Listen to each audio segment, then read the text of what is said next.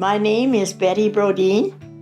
I was born in 1929. I lived on the prairie. My dad was a homesteader, came into the country in 1909. Times were very, very tight.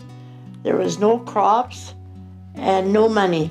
Absolutely very little money. We milked cows and my mom sold chickens, and she always grew a garden, and we had lots to eat and we had company. So my life that I remember was very full. My memories of the World War II were not too vivid because I was on the farm and I think I was only about 6, 7 years old.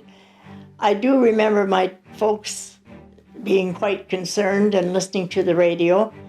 And when the neighbor boy had been killed in the war overseas, it wasn't directly to me, but it was very sad because he was such a nice young man. I remember at the time, not that I used them at the time, but you couldn't get anything like nylon pantyhose because they were all being used to make parachutes with. The silk was made to make parachutes.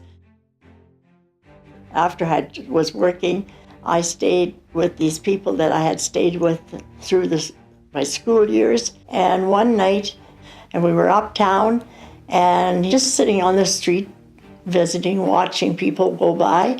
And he said, "Oh, here, I want you to meet this fellow. He's a really nice guy." And so he called him over. He says, "Walter, I want you to meet somebody."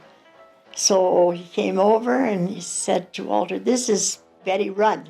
And we went out and talked for maybe 10, 15 minutes. And about a few days later, I received a letter in the mail asking me if I'd like to go to a show. I came out of my job one night, and there he was standing. And we went to the show, and we went together for 3.5 years and got married December the 3rd, 1950. And he was a wonderful husband. We moved out to the farm after the baby was born. She was born in March, and the snowbanks were so high, and we had no snow plows or anything, so out in the country, no way of getting around anywhere. You felt pretty alone with a new tiny baby. There was a lot of trials and tribulations. As I had the next one, it wasn't nearly as much problems, and the third one was a piece of cake. To get over the stress, I found a lot of times I would go and walk around the cattle or around the chickens. They seemed to be company to me. I used to do a lot of sewing and the kids, and on the farm I sewed all the clothes for the kids, and so sewing was a highlight for me. I sewed a wedding dress for my one daughter, and I sewed a graduation dress for one of the neighbor girls.